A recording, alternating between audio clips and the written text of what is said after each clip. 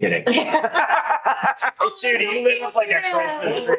Thank you very much. Welcome back to House Government Operations and Military Affairs. It is shortly after 1 p.m. on Friday, the 23rd of January. We are joined with Representative Kimball for two bill introductions. We have H 707, an act relating to certified public accountant licensure. And then we're going to take a poke at H 665, an act relating to recording, indexing, and the duties of town clerks. With that, sir, I guess sort of just give us your as to why on both bills, and then we'll slide over to council. Great. Thank you, Mr. Chair. My name is Charlie Kimball. I'm a representative from Woodstock, representing Woodstock, Reading, and Plymouth. Representative Mike Marcotte will be joining me for the second bill to introduce. I'd like to start with H 707, which is about licensure for accountants. Does that sound all right? Yes, sir. Okay. So this came to our attention and Ways and Means, brought to us by the Vermont Society of Certified Public Accountants, because they are experiencing a difficulty in actually hiring accountants for the many needed offices throughout the state. So it's this is a workforce development bill, if you really will. So it's really trying to adjust the licensure on three different fronts. One is to create a pathway for people to become certified public accountants. It is a little different than it is now. And that is to gain, using a mix of experience and also education. So one is if you have a post-baccalaureate degree, and then 1 year of experience, and you can sit for the CPA exam. Now, the other is if you have a baccalaureate degree and have 2 years of experience, then you can also sit for the CPA exam. So what that recognizes is that somebody could get into the profession and kind of earn their way to becoming a licensed CPA. The other way is if somebody is a licensed CPA in a different state. With the idea that they would have that mobility to operate in Vermont as long as they had the same requirements, so the same qualifications. So anecdotally, I'll share with you that my own accountant, who I use down in Woodstock, has sold her practice because she couldn't find someone to come in and take her practice over. And this is not unique across the state. And that other businesses, even in the captive insurance industry, which is very important in the state of Vermont, have not been able to find accountants to hire, so they've decided they have to be elsewhere. So it is a problem for us, and so that's why I agreed to be a sponsor on this bill. My co-sponsor is Carolyn Brannigan, who is married to an accountant with Cattell, Brannigan, and Sargent up in St. Albans. And so that's the bill. Okay. I get what you're saying as far as the like dearth in qualified CPAs right now. The account I use for my business is just a little bit further downstream of the succession planning, but finding younger people in this realm in Vermont to maintain these existing businesses and their client base is definitely a challenge.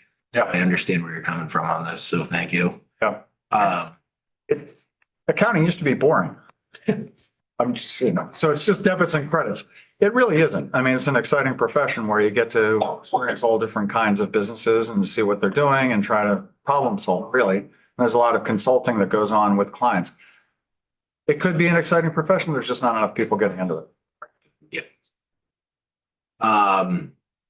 So what we'll do is we'll go to any questions for Representative Kimball? Oh, sorry. Representative Evans. Would you say this is similar to being able to take the bar exam if you haven't gone to law school, as long as you do the certain classes and that's what came to mind, but are there other industries where we do this as well already? It's similar. It's similar because we even have someone in our ranks who studied as a clerk or in a law office in order to get the required time and then sit for the law exam. So yes, it's similar to that. Yeah. just thinking about where else we could do this if it's becomes something that we do. Thank you. They do match, I believe, licensures for like electricians and Mhm. from different states.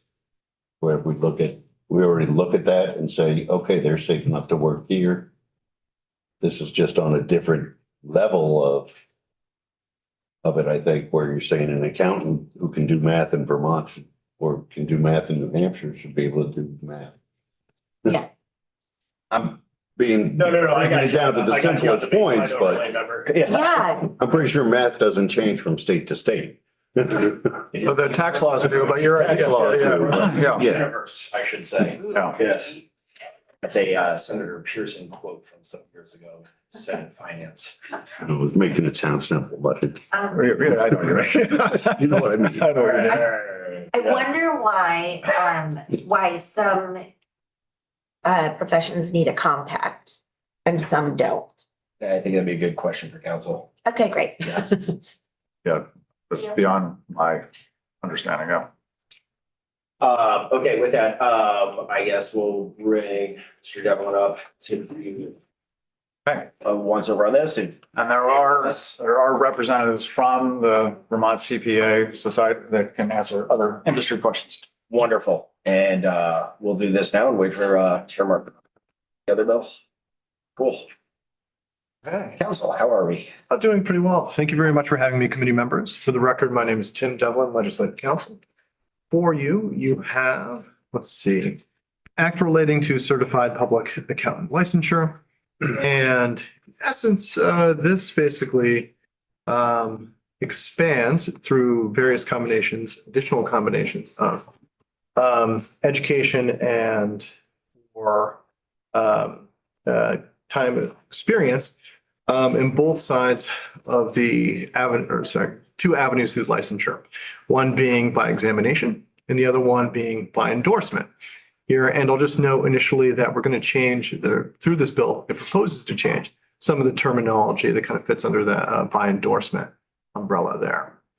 So the first few changes we'll get through, and if I'll just kind of run through it section by section here.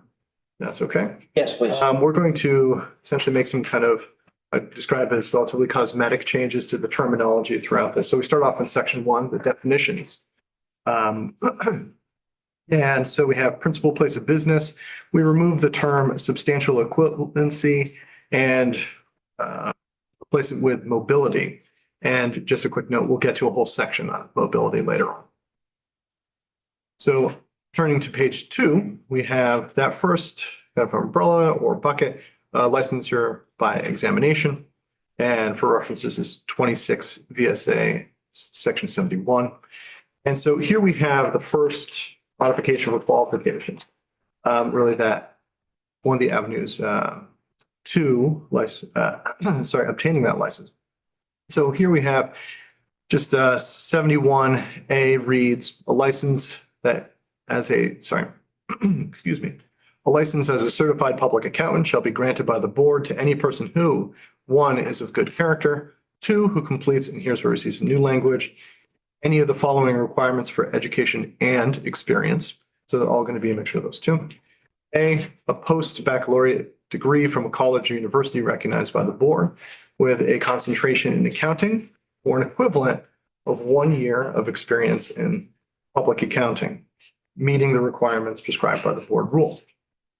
B, 150 or more semester hours of college credit at a college or university recognized by the board, et cetera, et cetera. And this is mostly the same language. However, removing that last sentence there, running from line 16 to 18, having to do with other experiences the board essentially decides. C, baccalaureate degree from a college or university recognized by the board with a concentration in accounting or the equivalent of 2 years experience in public accounting, meeting the requirements prescribed by the board rule. So we have now not one, essentially a kind of combination of education and experience, but really 3 for pass. Moving on to the next section, 3, and this is kind of towards the bottom of page 3, we go into that second bucket, and that is the licensure by endorsement here. Now, it's good to know that sections 3 and 4 having to do with 26 VSA sections 72B and 74C respectively, kind of work together. Essentially, the first just lays out what is a licensure by endorsement, and we change again that term substantial equal to comparable. That first section really kind of references the second one, and that's where we see the meat of the changes there. So they should just be read in tandem there. So section 4 is going to be retitled from substantial equivalency, because we've struck that throughout the chapter here, that term, and replaced with the term mobility. Again, this is all just kind of part and parcel of the essentially what is by endorsement equivalent for licensure. So A, and this is on page 4, line 8, reads an individual whose principal place of business is not in the state, shall, skipping some language, have the privileges and licensure of that state without the need to obtain a license under 72B, that is examination. If the individual, 1, holds a valid license as a certified public accountant from any state, that's option 1. 2 will be combination of passing the exam and that is has passed the uniform CPA examination and has met any one of the following requirements for education experience in accordance with rules adopted by the board. And here is what they have to combine with that past exam. Successful completion of the examination. A post-baccalaureate degree from a college or university with concentration in accounting or equivalent of 1 year of experience in public accounting. B, 150 or more semester hours of college credit at a college or university, including a baccalaureate degree and a minimum of 42 semester hours of accounting, auditing, and related subjects in 1 year of experience in public accounting. Or C, baccalaureate degree from a college or university with concentration in accounting with equivalent in a 2 year of experience in public accounting. So this will essentially mirror what we have in 71A there. And then going on to subsection G here of 74C, the bottom page 5 now, we have essentially provisions that address what we can describe as legacy licensees. So an individual whose principal place of business is not in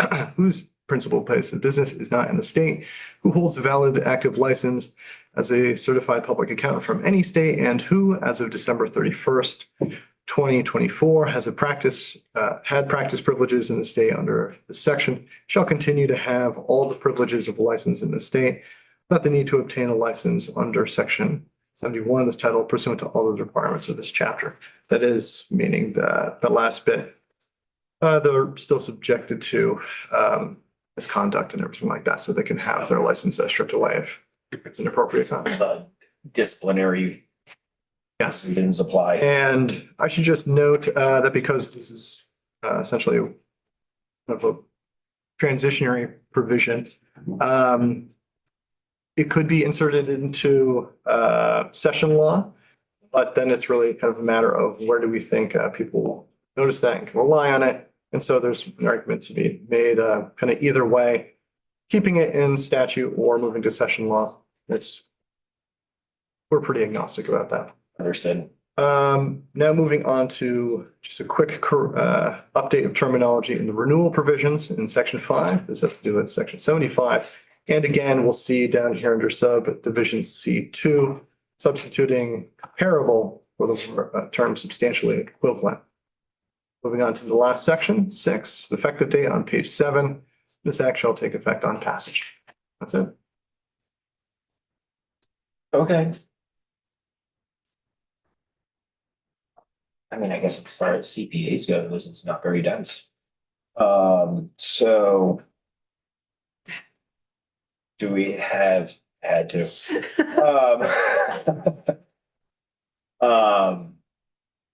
Any questions for council on this first run through? Nope. We do have guests here. I'd like to afford them the opportunity to speak. If you'd like to join us at the table for a couple of minutes and just give us your perspective, not to put you on the spot. No, that's fine. Thank you. I'm Sadie Fishesser from the Vermont Society of CPAs, the executive director. We appreciate this bill being considered. It does really recognize that it removes a financial barrier that exists right now for people to sit for the CPA exam and then get their license with that additional bachelor's plus essentially 30 additional hours. So what we'd really like to do is replace that with the opportunity for people to work in their, get recognition for their work experience. So we see it as a way to open up the profession to more people, perhaps get them more work-based experience that might actually help them be better CPAs in the end. And also helps keep us competitive with states in the region and across the country that are adopting similar guidelines. We would not want Vermont to be at a disadvantage in that way, or for our workforce and our potential workforce to be at a disadvantage. So. No, thank you. You know, I mean, we're working on a relevant larger piece right now with OPR as well. So that is a vehicle where this, if we continue work on it, could theoretically find a home. Any questions for our guest? Ooh, go ahead. All right, thank you. All right, that puts us slightly ahead of schedule, which is always nice. And I know Rep Marcotte's coming down to Rep Kimball. We're next. Mr. Chair, I texted him. He has not responded, so he may be way late. Okay, shall we? Yes. Okay, let's do it. I think our random Friday waylaying. Yes, you never know. So again, for the record, my name is Charlie Kimball. I'm a representative from Woodstock, Vermont, representing Woodstock, Reading, and Plymouth. Before you, Mr. Chair, is a bill H665. It is regarding the land records and reporting in land records. It is across 11 different titles within Vermont law. It is a technical corrections bill that is a continuum of bills that we've had over the past, say, 7 years, 8 years, and trying to bring the land record areas into modernity, if you will. So the biggest things that are in this bill are changing a lot of the words that are sometimes used in different ways, from filing, which sometimes is what you do with the Secretary of State's office, to actually say recording a document instead in the town land records. And then also to lodge in the records instead to use the word recording in the land records. There's also references to index you will find, and also into the general index of the land records. So it's really all about conforming language that's in the land records that this bill intends to do. Much of it was suggested by Tanya Marshall at the Vermont State Archives. And she has been kind of a proponent with bringing along some of the town clerk practices and recording documents, also, and the electronic recording of documents.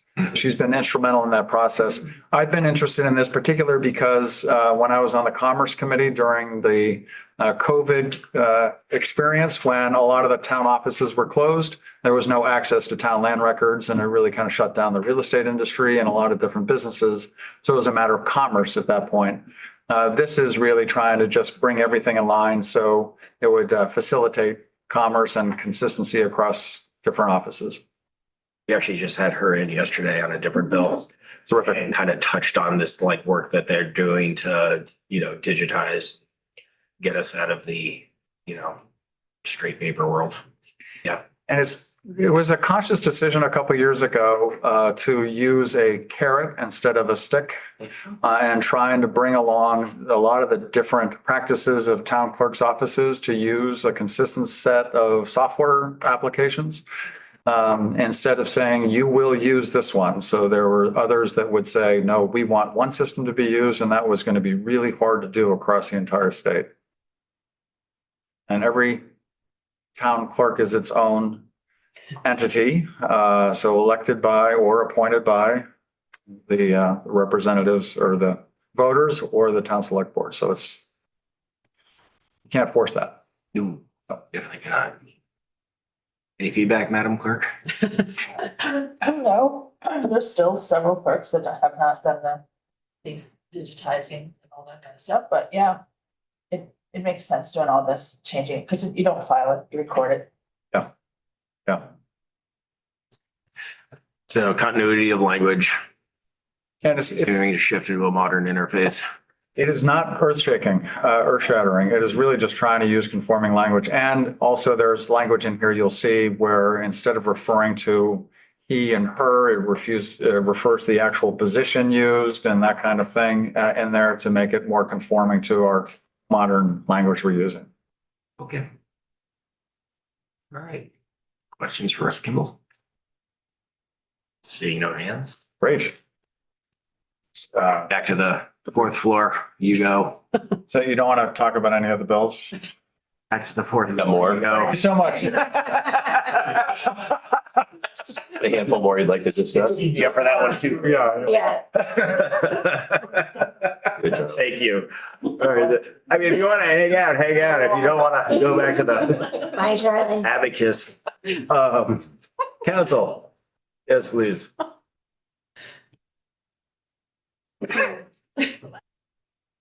Good afternoon, everyone. Tucker Anderson, Legislative Counsel. You should have in front of you H665. I always feel like when I do a walkthrough of a bill that touches on real property and real property issues like this, that I should be dressed in some sort of like 18th or 17th century garb, because so much of Vermont statutes and just the common law in this area harkens back to hundreds of years ago and a period of time when every single transaction was done in person and reduced to physical paper. And my entire tenure with Legislative Counsel, from the time I was a law clerk to this very moment, there have been consistent efforts within Vermont's statutes and primarily Representative Marcotte to address some of the issues that persist in Vermont statutes related to recording in the municipal land records. H665 within its four corners is very simple to explain, and with your permission, I'll give you an overview and some recommendations for how you might tackle the contents of the bill moving forward. The bill, at its base, attempts to ensure consistent use of terms throughout Vermont statutes wherever there is an instrument that is submitted for recording in the land records or indexing in the general index.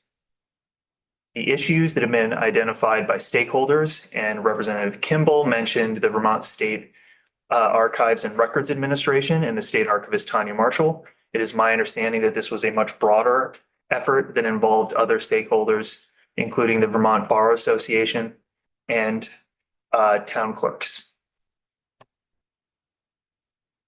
What was identified is that there was not, in fact, consistent use of language throughout the Vermont statutes. This is one bite of what I have seen to be potentially 6 or 7 big bites that have to take place in order to ensure not just language consistency, but procedural consistency and potentially in the future modernization in Vermont statutes. That's the high level overview. As Representative Kimball pointed out, there's also technical corrections throughout this. That's because the other attorney who worked on this, Cameron Wood, and myself, split up all of the sections and then looked at the subchapters that they were in. Because while this cleaning up for consistency's sake was taking place, We also wanted to make sure that we wouldn't have too much statutory revision to do over the summer. So anywhere where there were necessary technical corrections in surrounding sections, we made those necessary technical corrections based on the drafting manual and also the directives that Legislative Council has for statutory revision.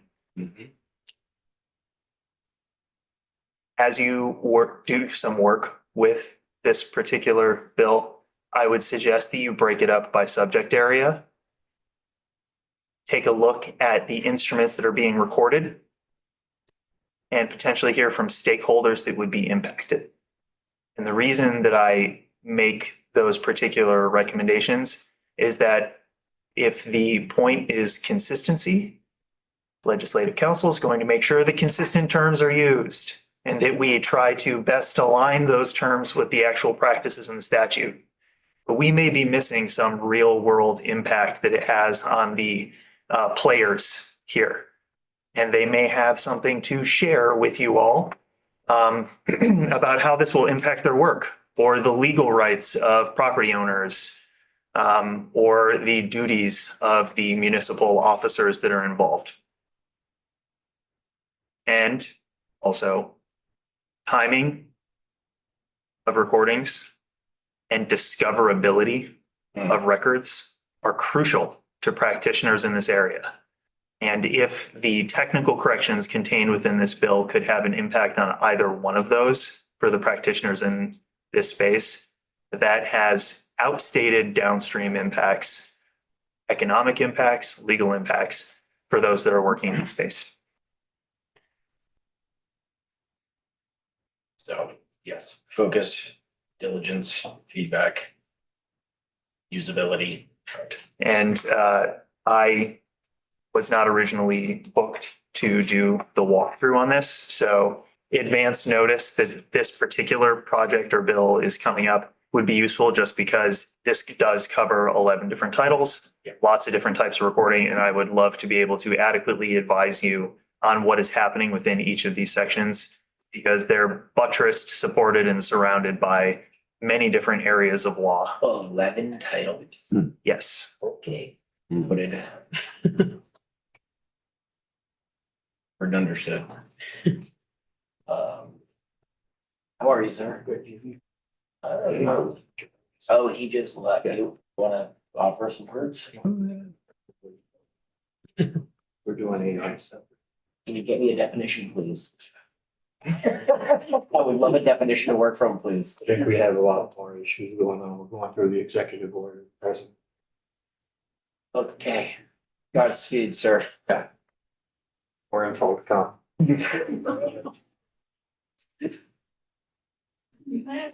Chair Marcotte has nothing further to offer. Yes, Representative Pisnell. In reading this for some technical changes, his or her, was it 5 years ago or something else and it got changed to his or her when all that his, her, he, she? And now we're going back to, Right. So there have been a couple different standards that have come into play. So originally, most of the statutes used just the pronoun his oh, okay, then we added or her. him. And then gender neutrality, the directive that our office had was to add or her. And now the modern standards that have come into play over just the last, let's say, 2 years, gender neutrality under the directive that we have, it's best interpreted as truly neutral, naming the officer and not a gendered pronoun. It's also much clearer if you use the officer's title instead of a pronoun. And I do have a technical correction to flag for the committee in the future using the pronoun it and just how legally impactful a pronoun error can be when you're not specific with nouns and titles. It's a detail-driven committee. Yes, so. Our primer for the day. No, and I totally understand what you're saying about the like broad impacts on 11 different titles here. So should we take this up for further consideration, we will definitely be very aware of that with ample time for preparation. And I can send for the committee and the folks at home that are following this bill avidly, a copy of the bill that Cameron and I have highlighted different colors for the types of technical corrections that happen. So there's a color that shows you where the standardization of language is coming into play using recorded in land records or indexing in the general index. Or where there are statutory revision technical corrections. And then we've even highlighted a few things where it's unclear what the correct term should be and further input is necessary in order to understand the context of the use of those terms within the statute. And if and when you want a more comprehensive walkthrough, I'll flag one section of the bill where the standardization of the language was actually not put in place because it was so ambiguous that we were not certain what is legally appropriate. And it reflected more of a policy decision that was punted to you all. I mean, I do love a good color coding. Didn't know they made 17 different highlighters. I mean, I grew up with a 32 pack of crayons. They skinnied it down. Mine was 64. They're getting too opaque. Redundant colors. With a sharpener. That was the haves and the have-nots. I just had a charcoal brick. Getting into the past time for crayons. Happy Friday. Anything else for council? No? As always, sir, your time. Thank you.